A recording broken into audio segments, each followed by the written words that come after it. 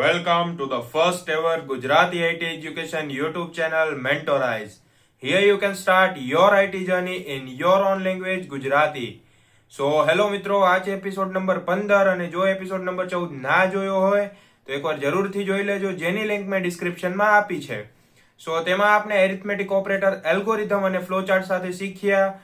એ તમે જોયું જ હશે કઈ રીતે ઇઝી વેમાં આપણે એ પ્રોગ્રામ પરફોર્મ કર્યો હતો અને કઈ રીતે એલ્ગોરિધમમાં સ્ટેપ લખ્યા અને તેના પરથી ફ્લોચાર્ટ બનાવ્યો હતો. જો ના જોયો હોય તો એકવાર જરૂરથી જોઈ લેજો. અને આ છે એપિસોડ નંબર 15, જેમાં આપણે આજે શીખવાના છીએ રિલેશનલ ઓપરેટર, એલ્ગોરિધમ અને ફ્લોચાર્ટ સાથે કઈ રીતે બનાવી શકાય. જેમ આપણે એરિથમેટિક ઓપરેટરમાં કર્યું હતું તેમ જ આપણે આજ શીખવવાના છીએ. તો વિડીયો સ્ટાર્ટ કરતા પહેલા જો વિડીયોને લાઈક ના કર્યો હોય તો વિડીયોને લાઈક કરો, ચેનલને સબસ્ક્રાઇબ કરો અને આ વિડીયો તમારા બાકી બધા મિત્રોને શેર કરો, જેથી તેમને પણ આ હેલ્પફુલ બની રહે. તો ચાલો વિડીયો સ્ટાર્ટ કરીએ. આપણે પીસી સ્ક્રીન ઉપર આવી ગયા છીએ અને જેમ આપણે એરિથમેટિક ઓપરેટર શીખ્યા હતા તેમ જ રિલેશનલ ઓપરેટર પણ આપણે એલ્ગોરિધમ અને ફ્લોચાર્ટ સાથે શીખવાના છીએ. તમે જોઈ શકો છો આપણે ફર્સ્ટ છે જે ઓપરેટર્સ, તેના સેકન્ડ ટાઈપ એટલે કે રિલેશનલ ઓપરેટર્સ પર આવી ગયા છીએ. અને તેમાં આજે આપણે જોવાના છીએ કે ફર્સ્ટ ઓફ ઓલ એલ્ગોરિધમ કઈ રીતે બનાવવાનું છે, તેના પરથી ફ્લોચાર્ટ કઈ રીતે ડિઝાઇન થશે અને કોડ કઈ રીતે લખવામાં આવશે.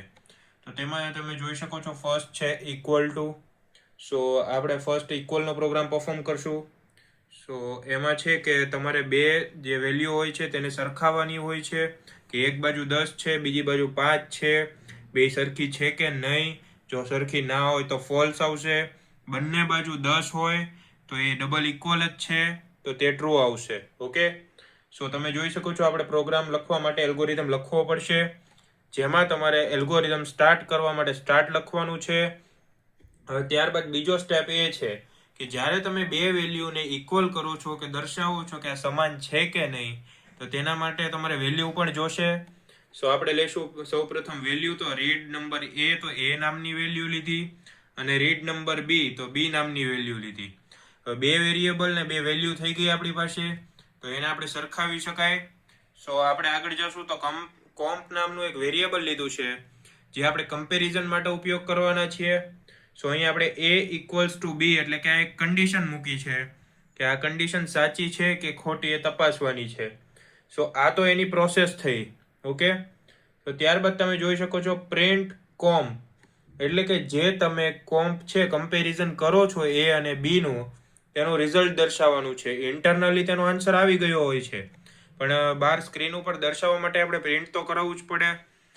પ્રિન્ટ કોમ્પ અને ત્યારબાદ પ્રિન્ટ થઈ ગયા પછી કામ પૂરું, તો એના માટે એન્ડ. ઓકે, આ તો બેઝિક એલ્ગોરિધમ. હવે એના ઉપરથી આપણે ફ્લોચાર્ટ બનાવવાના છીએ. તમે જોઈ શકો છો એલ્ગોરિધમનો ફર્સ્ટ સ્ટેપ એટલે કે સ્ટાર્ટ છે. સ્ટાર્ટ અને એન્ડ માટે હંમેશા ઓવલ વપરાય, એ મેં તમને સમજાવ્યું હતું. અને એલ્ગોરિધમના એપિસોડ નંબર 6માં અથવા એપિસોડ નંબર 5માં બંનેમાંથી એકમાં તમે જોઈ લેજો, જેમાં આપણે શેપ છે અને ડિટેલ સમજાવ્યા છે ક્લિયરલી. અહીં ઓવલમાં આપણે સ્ટાર્ટ દર્શાવી દીધું છે. ત્યારબાદનો સ્ટેપ છે રીડ નંબર એ. એને ઇનપુટ કરાવવાનો છે, એની વેલ્યુ લેવાની છે. ત્યારબાદ એ આવી ગયો, પછી આપણે બી લેશું. ઇનપુટ બી નામનો વેરિયેબલ લેશું, તેની વેલ્યુ લેશું. ત્યારબાદ કમ્પેરિઝન એ ઇક્વલ્સ ટુ બી, તો આ એક પ્રોસેસ છે, બંનેને ઇક્વલ છે કે નહીં તપાસે છે. તે માટે આવશે અહીંયા રેક્ટેંગલ. કોઈ પણ પ્રોસેસ હોય તો રેક્ટેંગલમાં દર્શાવવાની. ત્યારબાદ આવે છે પ્રિન્ટ કોમ્પ એટલે કે કમ્પેરિઝનને પ્રિન્ટ કરો. પ્રિન્ટ કરશો એ પેરેલોગ્રામમાં દર્શાવવામાં આવે છે. અહીં સુધી તમારો ફ્લોચાર્ટ બની ગયો, તમારું કામ પૂરું. હવે તમે અહીંયા શું કરશો કે એન્ડ દર્શાવશો. એન્ડ માટે ઓવેલ આવશે. તો આ બની ગયો તમારો ફ્લોચાર્ટ. તો શેના પરથી બન્યો? તો એ એલ્ગોરિધમ પરથી બન્યો છે. ફ્લોચાર્ટ બની ગયો. હવે આપણે જઈશું કમ્પાઇલર ઉપર અને એક લાઈવ કોડ કરીને બતાવીએ તમને. અહીં આપણે કમ્પાઇલર ઉપર આવી ગયા છીએ અને તમારો ટાઈમ વેસ્ટ ના થાય એટલે મેં પહેલેથી પ્રોગ્રામ લખીને રાખ્યો છે. તો હવે હું તમને ખાલી એક્સપ્લેન કરી દઉં છું, તો આપણે આગળના ટોપિક પર વધી શકીએ. અહીં આપણે બે વેલ્યુ લેવાની હતી, જેમ મેં તમને કીધું હતું એમ. તો સ્ટાર્ટ, ઇનપુટ એ, ઇનપુટ બી. અહીં ઇનપુટ એ આવી ગયો, તેની વેલ્યુ આવી ગઈ. ઇનપુટ બી, તો બી આવી ગયો, તેની વેલ્યુ પણ આવી ગઈ. હવે પ્રોસેસ કરવાની છે કે comp equals to a double equal to b, એટલે એ અને બી ને સરખાવવામાં આવી છે. સો અહીં જ્યારે તમે કમ્પેરિઝન કરો છો બે વેલ્યુ સમાન છે કે નહીં, તો સમાન માટે ડબલ ઇક્વલ આવશે. તમને પહેલા ઇક્વલ બતાવ્યું હતું, કારણ કે ઇક્વલ એટલે કે સરખામણીની નિશાની હોય છે. પણ જ્યારે તમે સિન્ટેક્સમાં યુઝ કરો ત્યારે ડબલ ઇક્વલ વાપરવું ફરજિયાત છે. સો અહીં તમે પ્રોસેસ કરી લીધી a ઇક્વલ ટુ b. હવે તેને પ્રિન્ટ કરાવવું પડશે, કેમ કે ઇન્ટરનલી કામ થઈ ગયું છે પણ એક્સટર્નલી તમને આઉટપુટ નથી મળ્યું. ઓકે, સો અહીંથી તમે પ્રિન્ટ કરાવી દેશો. પણ આન્સર તમારે શેમાં જોઈએ છે, તો ઇન્ટીજરમાં, આંકડામાં. તો તમે %d લઈ લીધો. પ્રિન્ટ શું કરાવવું છે એ પણ તમારે કહેવું પડશે. સો અહીં ઇન્ટીજર કોમ્પ છે એ આપણે પ્રિન્ટ કરાવવાનું છે, કારણ કે એની અંદર આન્સર રહેલો છે. સો a double equal to b એટલે કે a છે 10 અને ડબલ ઇક્વલ એટલે b ના સમાન છે. તો 10 ને 9 ક્યારેય સમાન નથી, એટલે આપણે રન કરશું તો એના આઉટપુટ આવશે 0. અને ત્યારબાદ તમે જોઈ શકો છો, જો હું અહીંયા 10 કરી દઉં તો અહીં આઉટપુટમાં આવશે 1. સો તમે જોઈ લ્યો, આઉટપુટ 1 આવી ગયો છે. તો આ તમને સમજાઈ ગયું છે. ના સમજાયું હોય તે રિવાઇન્ડ કરીને જોઈ લેજો એકવાર. સો અહીં 0 એટલે કે ફોલ્સ, 1 એટલે કે ટ્રુ. ઓકે, તો આ પ્રોગ્રામ આ રીતે યુઝ થાય, જેમ કે આપણે ફ્લો ચાર્ટ ને એલ્ગોરિધમના મદદથી કર્યું છે. ફરીથી હું તમને એકવાર સમજાવી દઉં. ફર્સ્ટ સ્ટેપ તો સ્ટાર્ટ કરવાનો, એટલે એલ્ગોરિધમ સ્ટાર્ટ કર્યું. ત્યારબાદ ઇનપુટ a, ઇનપુટ b, ત્યારબાદ પ્રોસેસ કરવાની છે comp is equal to a double equal to b, અને ત્યારબાદ તેને પ્રિન્ટ કરાવવાનું છે અને પ્રોગ્રામ એન્ડ. ઓકે, સો આ હતું અલ્ગોરિધમનું કામ. સો જઈએ આપણે નેક્સ્ટ પેજ તરફ. સો આપણે આવી ગયા છીએ બીજા પેજ તરફ. સો તેમાં તમે જોઈ શકો છો કે ડબલ ઇક્વલ ટુ b હતું, એની જગ્યાએ હવે નોટ ઇક્વલ ટુ b થઈ ગયું છે. એટલે કે a not equal to b, જ્યાં a b ના સમાન નથી એવી કન્ડિશન છે. તો બંને વેલ્યુ સમાન ના થવી જોઈએ, તેના માટે આનો ઉપયોગ થાય છે. સો તમે અહીં જોઈ શકો છો કે કોમ્પ a not equal to b. તો બાકી બધી પ્રોસેસ સેમ છે, બધી તમારે જેટલા એલ્ગોરિધમના સ્ટેપ છે એ સેમ છે, સાચા છે.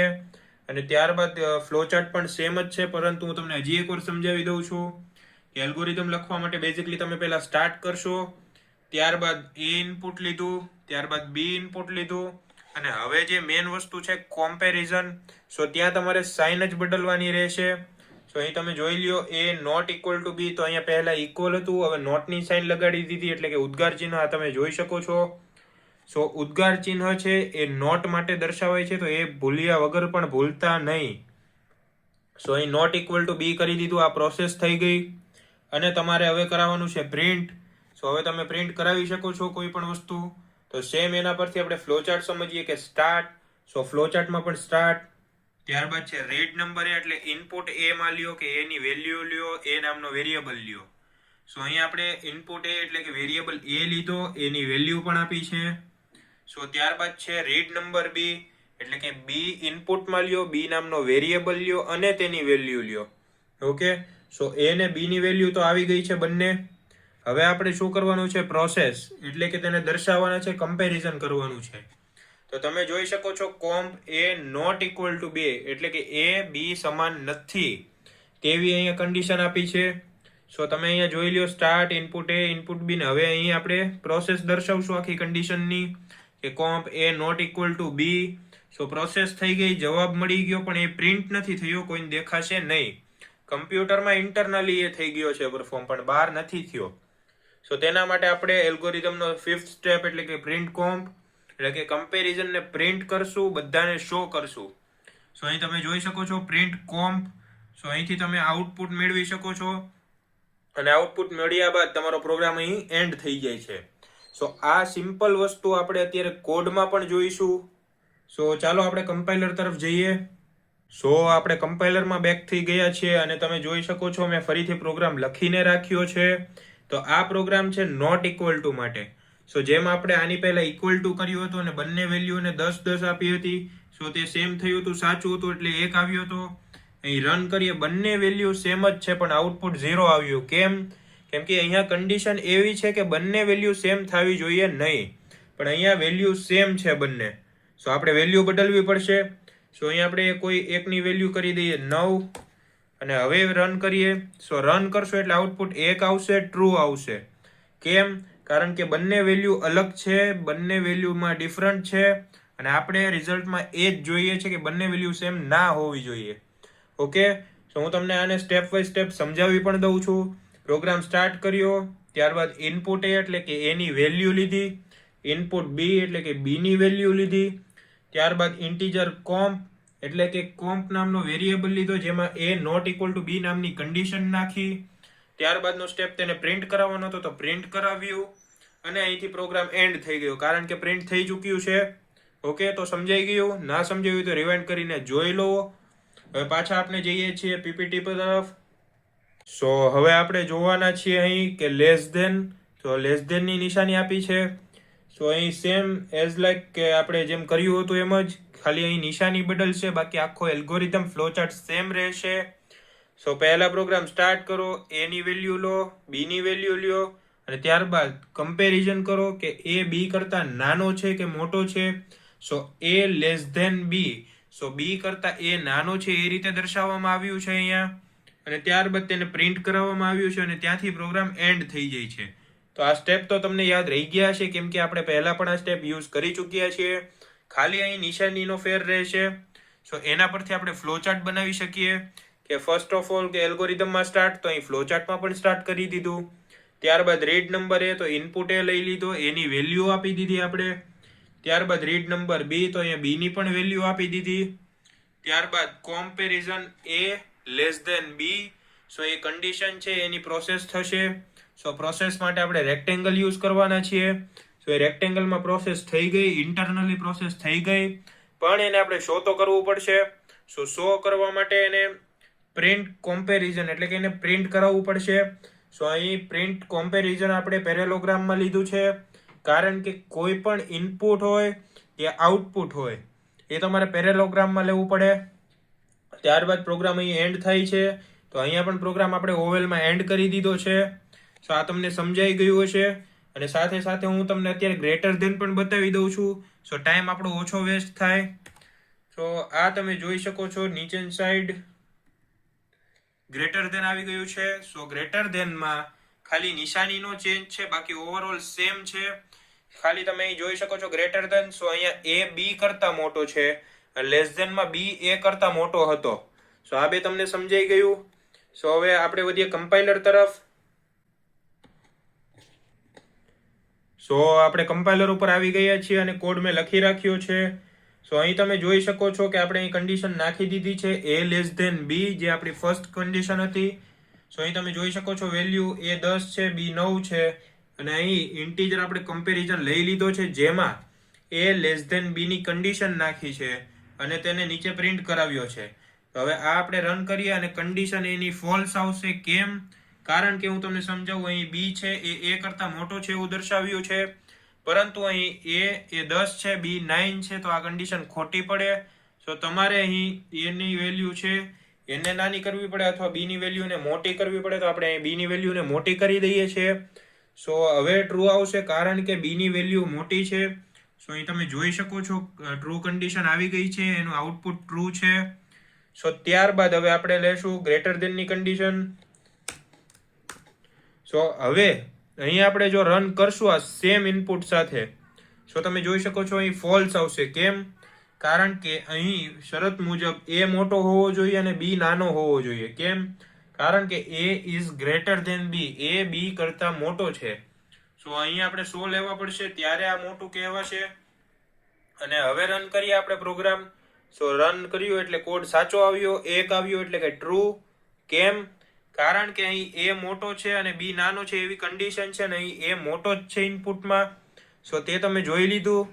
સો આપણે વધીએ પીપીટી તરફ. સો આપણે આવી ગયા છીએ અહીંયા લેસ ધેન ઇક્વલ ટુ તરફ.